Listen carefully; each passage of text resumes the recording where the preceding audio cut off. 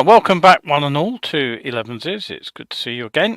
Clive's looked in and said hello, and yeah, I'm back after a week or so in the sun, which was very pleasant. I'll tell you a little bit about that in a moment, but first of all, let's explain what we're doing today. You're watching Elevenses. I'm Kevin Williams of Survival Skills Rider Training, and this is my regular show looking at motorcycle news, some riding tips, and some views on motorcycling in general.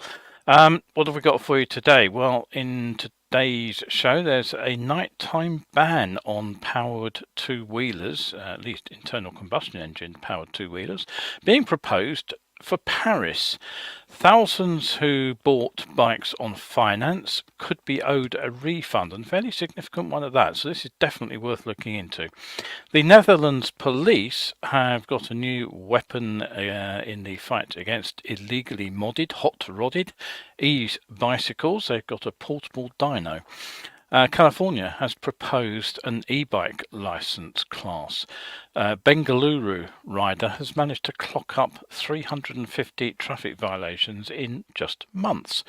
And sadly, freak crashes have killed riders in Vietnam and Sri Lanka, and Southend is said to be the best UK city for bikers. No, it's not actually. That was Plymouth. I don't know. I've got Southend there. I think it was the way the story was written. It's Plymouth actually, so I need to change that. Anyway, in depth today, we'll have a look at Cove and how they have patented some training wheels for their bikes, and we'll have a look at Honda, who have now got a bike with lane assist steering, would you believe, and I'll sort of compare and contrast with the new Honda Speed 400, which has turned out to be the second best selling motorcycle in the UK in January, according to the latest figures available. So settle yourselves down for the next 30 odd minutes or so as I go through all those stories. Don't forget, if you have a comment, anything you want to ask, anything you'd like to say, I'm always more than happy to hear your news and views as well. What was I going to say? Yes, that's it. So drop me a line. Any stories, I'll try to get to you during the show. If I can't do it during the show, I will get back to you after the show. And Kevin's looked into. Morning to you, Kevin. Right, okay. So, right, on with the show then. Now, before we get to the news stories, I'll just remind you first of all, that's the wrong picture. What's that doing? That's the one I wanted. The live webinar, which is going out on Monday next week, so just 4 or 5 days away now, is all about how to self-assess. Now, we're constantly told by everybody from the government through the police and to raise safety bodies, and also people, of course, like myself, who write a lot about rider skills, that we do need to get better at biking. But how do we know where to start? Well, we have to be able to measure how good or where we're actually lacking in skills are at any one moment. And that's what we need to know where we're going to need to work. So how do we measure any improvement after a training course?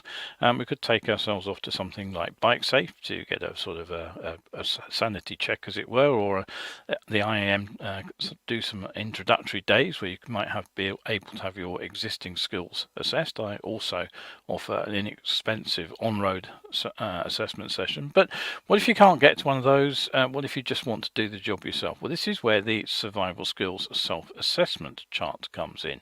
It's aimed at being an easy way for the average rider to assess their own riding, and you can download that completely for free from my coffee shop. But on Monday, what I'm going to do is I'm going to talk you through how you can use it effectively. Now, there will be a small charge for this talk. It is £6, but don't forget, as a bonus buy, anything £5 and above on my coffee page opens up the Facebook archive for an entire month. You get all the supporter content for the month. So you get not just the talk, but 1,000+ better biking articles. And the income that I get from these things gets ploughed straight back into trying to improve my science of being seen presentation and research and writing generally, including, of course, website hosting. So anything that you support me by is most beneficial to yourselves in the long run. Right, okay, so don't forget that is on Monday next week. So that's at 8 o'clock. If you can't catch it live, it does go out on catch up too. So don't worry if you can't make it for the live event. All right, okay, as I said, we're back in, I'm back in Blighty, and that means getting used again to the UK weather. And the bad news is it's gloomy and dank outside here in mid-February on Valentine's Day. It's a miserable grey day, and I have to go and sort out a flat tyre on the car as well, which is a deep joy. But anyway, the forecast for the next few days is pretty much persistent drizzle interspersed by belts of heavier rain right through till Saturday evening.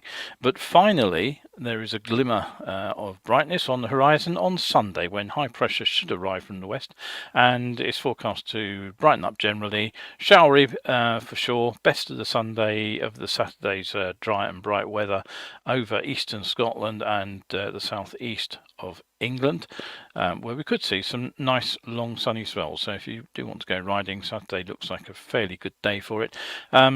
Sunday also looks reasonable, a bit of a long way off yet, but hopefully should be fine.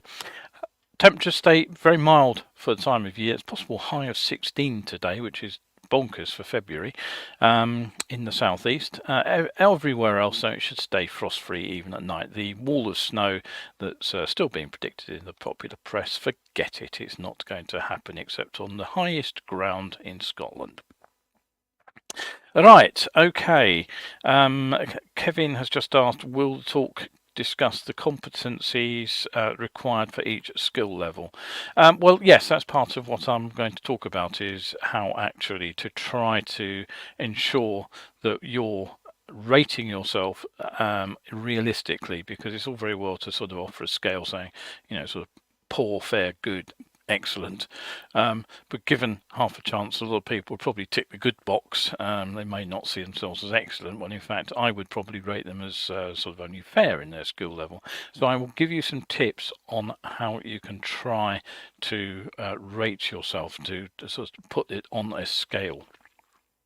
Right, okay, so on with the news.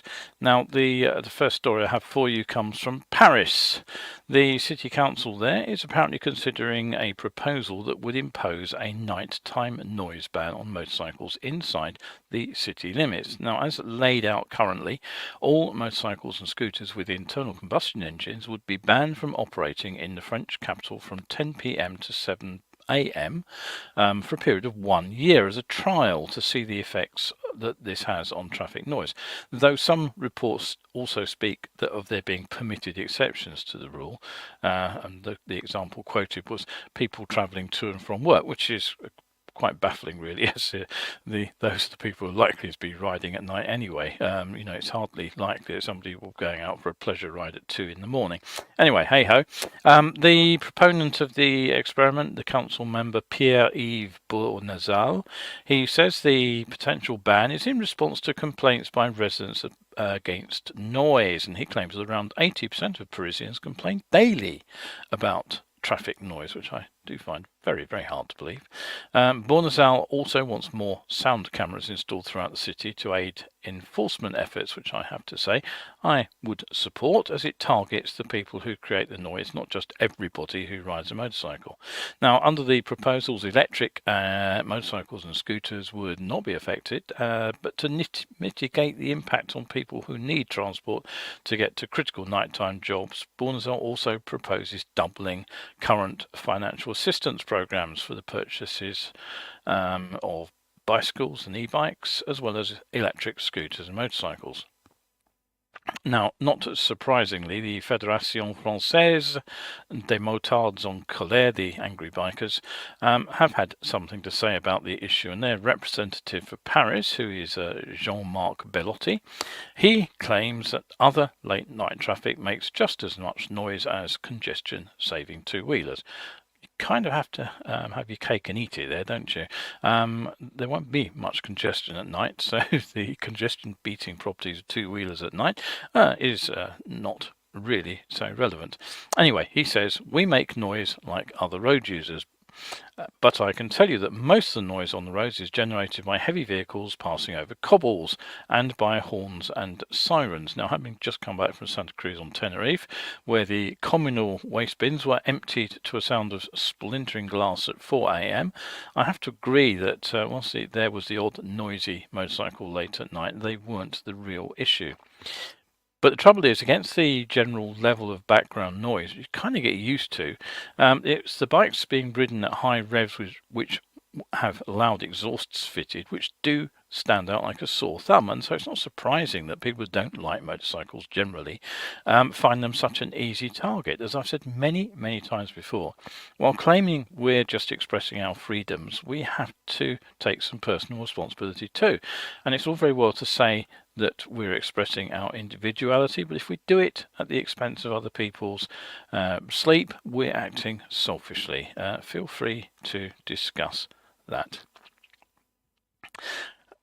Nick's looked in as well, so good to see you there, Nick, too. Right, okay, so a bit of good news for those who have taken out finance on a package over the last few years.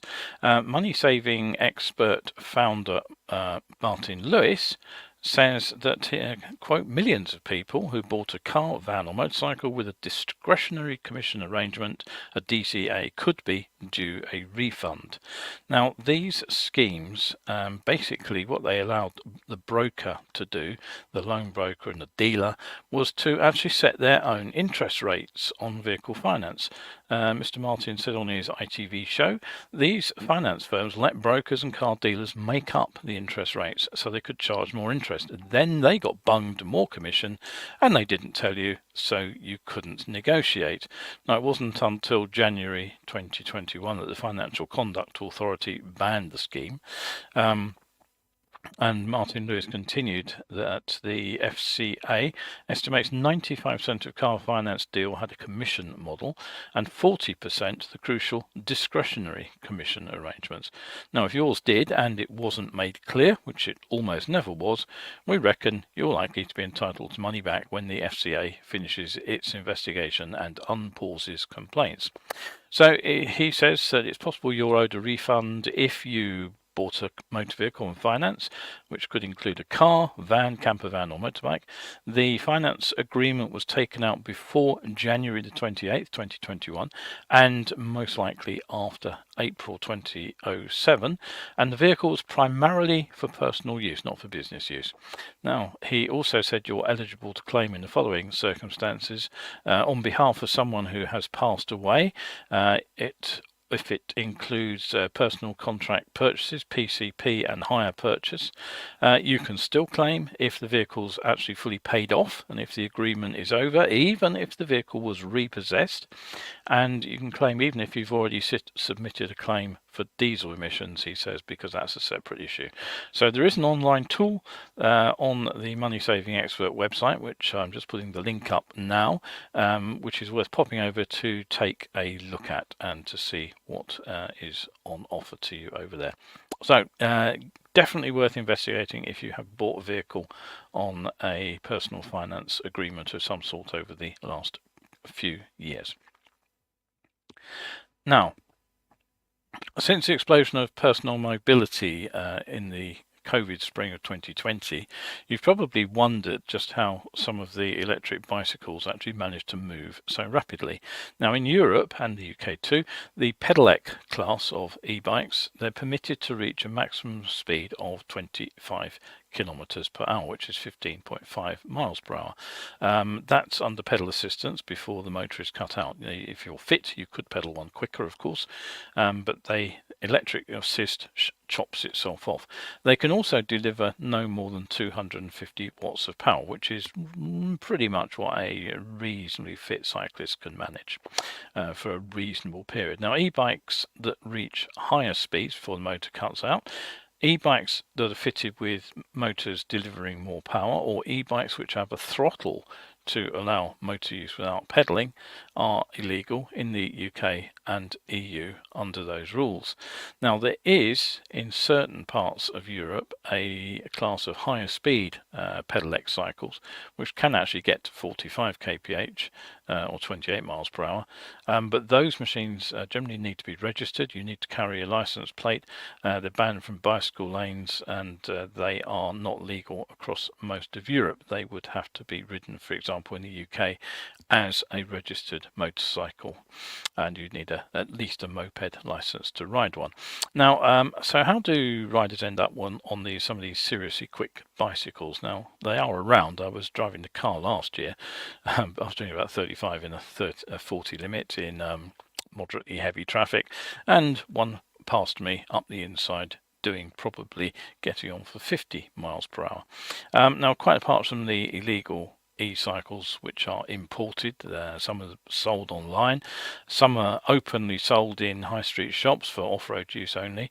It's also become something of a game for owners to hack the software regulating the motor in order to deliver more speed and sometimes more power, very much as people sort of hack the processors on laptops and computers to do the same by sort of overclocking. Now, in the Netherlands, the majority of these illegally performing e-bikes are of the fat tyre type, and they turn out to be sort of very popular with younger riders over there, and they do look superficially similar to sort of scooters and light motorbikes, which is probably why they are being used. But the problem is, how do you actually catch these riders? Well, here's the answer the Dutch have come up with. The police over there are asking much the same question, and they now have taken delivery of these devices. Essentially, it's a sort of portable dynamometer, something we're probably more familiar with for testing the performance of a petrol engine bike. But anyway, the Dutch police have now got 250 or so of these things, which they will be testing e-cycles on. The front tyres placed in a mount. The rider or the police officer, in fact, jumps on the e-bike and then pedals away and sees at what speed the electric motor cuts out. I think they can also tell how much power it develops. Anyway, if this is a sustained campaign, I can see some of these Dutch police developing thighs like Tour de France cyclists. Right, okay, so don't forget the show goes out on Wednesdays and Sundays, goes out at 11 o'clock. Normally live, occasionally recorded, and very rarely, for the reasons like my little holiday, I do miss a show. So do keep an eye on the announcements, but generally speaking, 11 in the morning, Wednesdays and Sundays live. Now, across the big pond in California, a new bill has been introduced designed to help provide more safety and structure around the use of e-bikes. Now, California enjoys a rating system where you can have an e-bike which produces up to 750 watts of power. That's around 1 horsepower. That's actually about half of what a moped conventionally makes. Now, what would this bill achieve? Well, firstly, it would ban all riders under the age of 12 from riding electric bicycles. The second measure would be aimed at riders who are at least 12 and who either don't qualify for or who don't actually hold a full car license. Now, they would be required to complete an online course, they would have to pass a written test, and they would have to get state ID to legally operate one of these bicycles. California Assemblywoman Tasha Burner, she introduced the new bill last week, and she said e-bikes provide the sense of freedom that so many school-aged kids and Californians are looking for, but it's crucial we ensure they know how to ride within the rules of our roads and make safe and smart decisions when sharing the roads with cars and pedestrians. Now, just as in Europe, young riders have moved en masse to electric bikes as an efficient and fun form of personal transportation to keep them independent, obviously, from parents and public transport, which is no bad thing, but it's gone hand in hand with many, she says, who demonstrate an ignorance or a disregard for traffic laws. And e-bike safety is now a major topic in many Californian towns. Now, a similar bill was floated last year, but it didn't make it out of the assembly. Now, talking of riders sort of flouting the rules, how many traffic violations can one biker notch up? I don't know if it's a record, I suspect not, but in Bengaluru, traffic police have just tracked down a rider with no less than 350 tickets, which are said to have been issued in recent months. And that implies several a day. The rider has been cited for offences including improper lane usage, failure to wear a helmet, and distracted driving. Now, the unpaid fines amount to 3.2 lakh, that's 32,000 rupees, or about £925, which isn't that much by UK standards, I guess, if you've racked up 350 tickets, but it's a lot in India. The rider has also been issued with, quote, a stern warning of potential consequences for non-payment, but he was said to have expressed an inability to pay what was apparently said to be an exorbitant fine, saying that his bike was only worth about 30,000 rupees, or around £90. So the authority have offered a payment plan, and it seems that riders do regularly rack up tickets in big numbers. Another had 99 outstanding charges when he was detained. That's pending further legal action. His bike has been seized and his license revoked. And last year, the authorities apprehended another individual who was attempting to evade payment of fines for 46 traffic violations on his bike. He had to settle immediately to the tune of 13,850 rupees, which is about 40 quid. So let's hope none of them attempt the same casual attitude to the rules in the UK, because they would get the shock at the fines for a single speeding or ticket. Now, less happy note, we do know, of course, that we are vulnerable on motorcycles. That's why there are some rules, of course.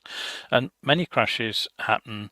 They're predictable. This is one thing I talk about on one of my presentations, crash course, is they are predictable because they are the same instance over and over again. But every now and again, there is a freak crash to make you think. Now, in Vietnam, 2 women were very sadly knocked off their scooter on a bridge by a car which appears to have been on completely the wrong side of the road. They went over the bridge parapet, they fell more than 5 meters and sadly both died. And in Sri Lanka, a bus driver has been arrested after a rear wheel came off the bus he was driving, and that hit and knocked off a 20-year-old motorcyclist. The bus then ran him over, and though he was rushed to hospital, he succumbed to his injuries. I have had actually to dodge a bus wheel. It was quite a few years ago. It was just after the M25 opened between Rickmansworth and Maple Cross, and I was on that stretch of motorway, and suddenly a wheel bounced across the carriageway straight in front of me. When I went back up the other way a few minutes later, having dropped my parcel off, there was in fact a bus parked on the hard shoulder minus a rear wheel. So it does happen. But more often than not, we put ourselves into danger by doing something completely daft.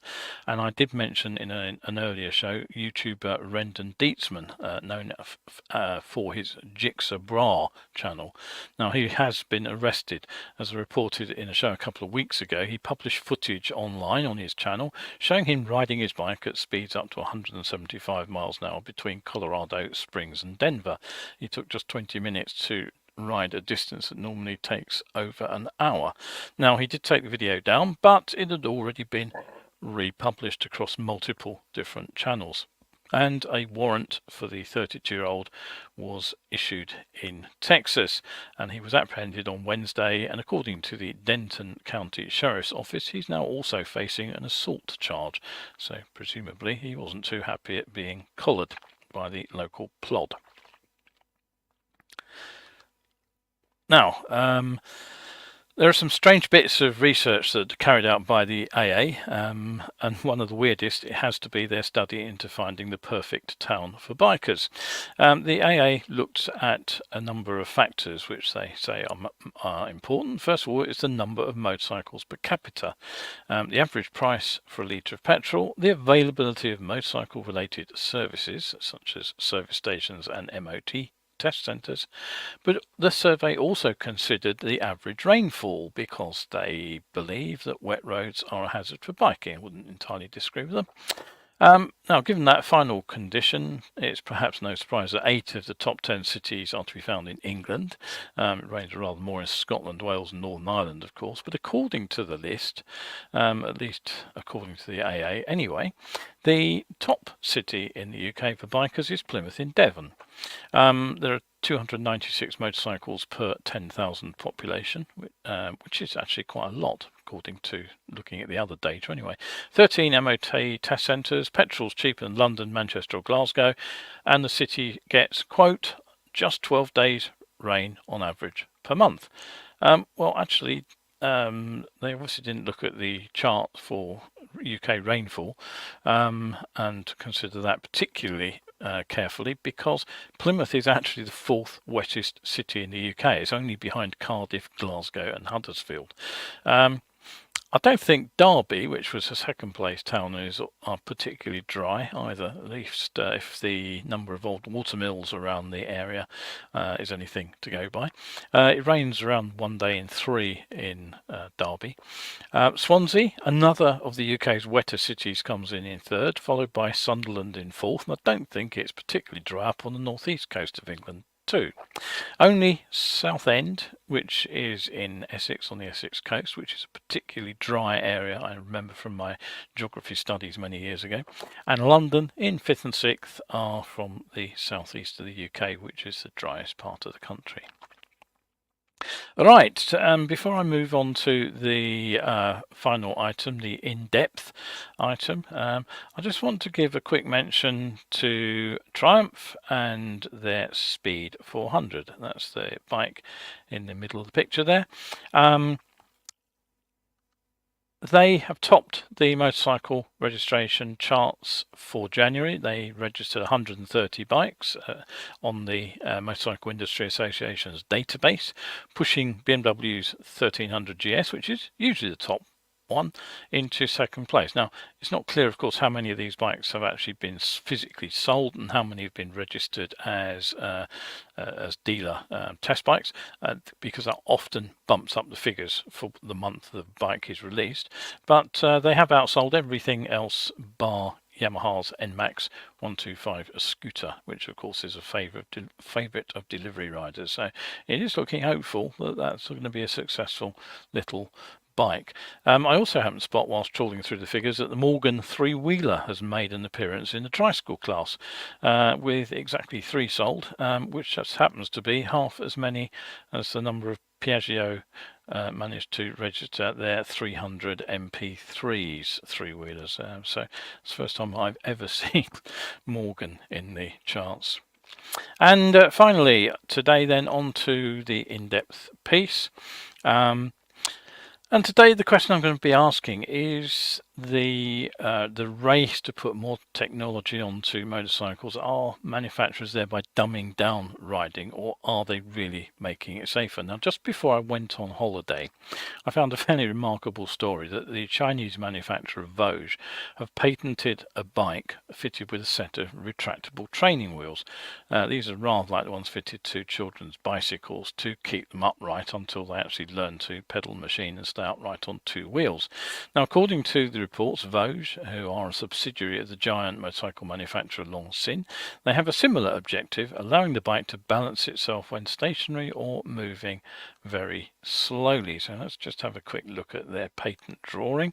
There it is. Let me zoom in on that for you. You can see it more clearly. And down there in the bottom corner, you can see the training wheels themselves. So let's just there we go. There they are.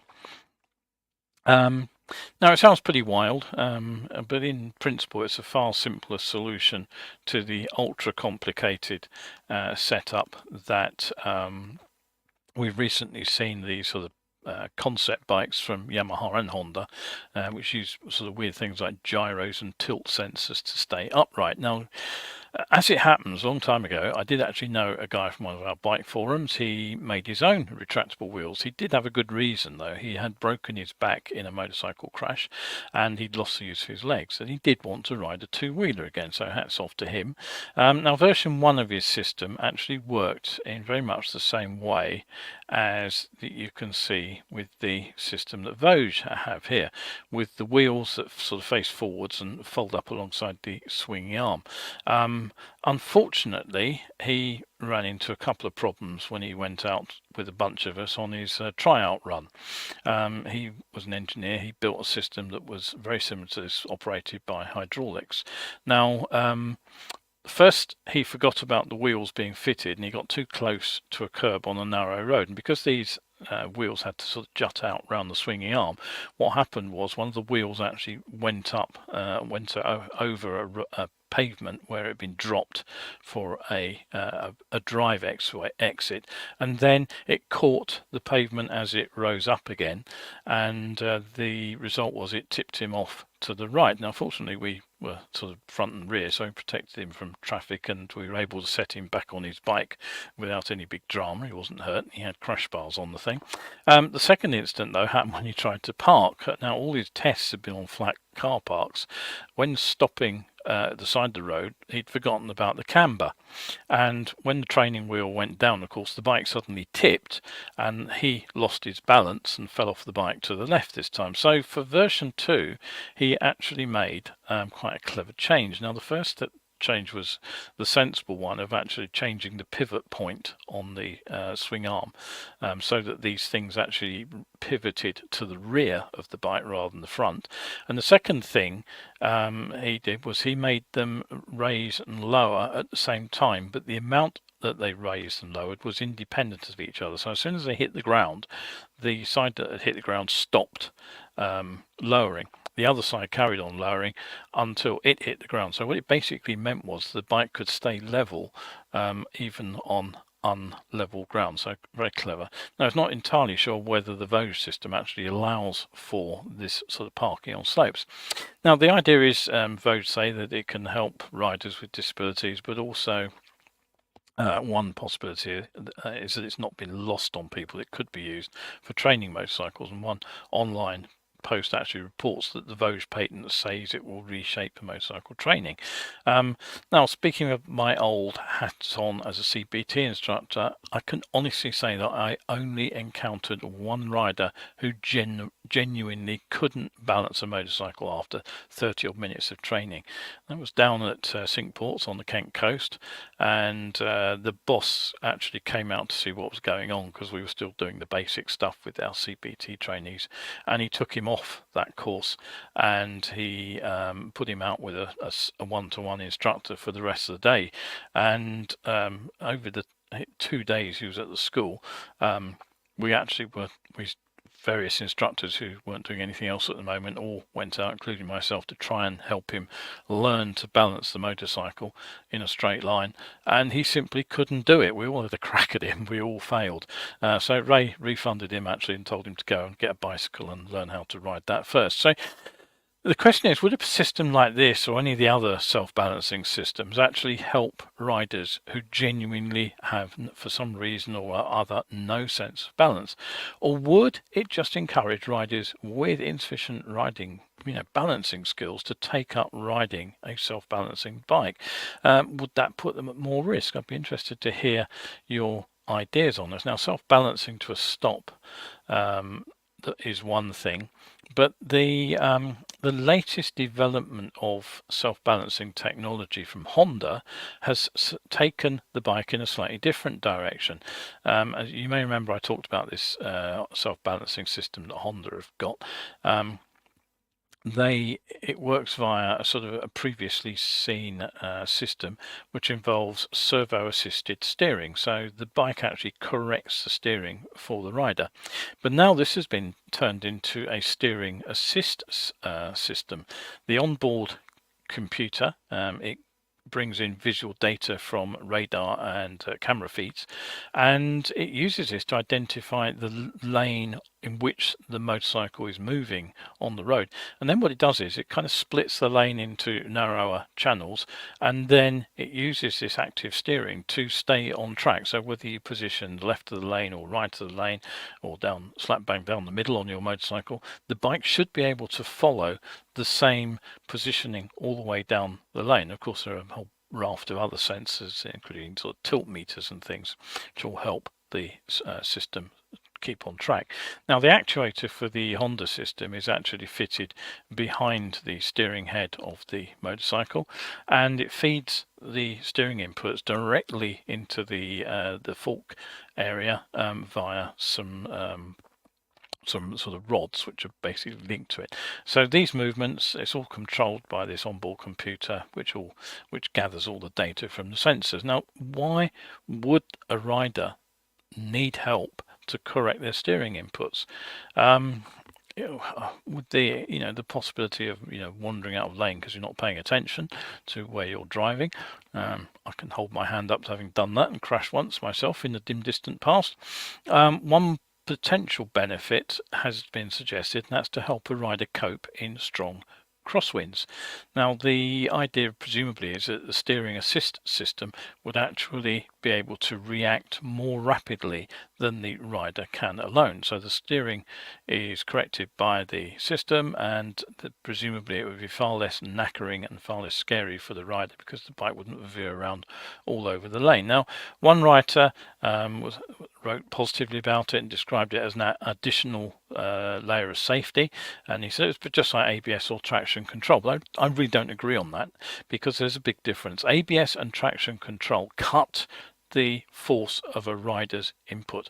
So if you overbrake, the system cuts in, moderates the amount of braking force so the tyre remains stuck to the road surface. Similarly, traction control, if you wind in a big handful of throttle, the traction control system prevents the tyre from spinning up. So it's reducing your inputs, but making the bike do something other than you're expecting it to do, like potentially forcing it to change direction. You might be expecting to go straight on and suddenly the bike veers off to one side. That is another kettle of fish altogether, in my opinion.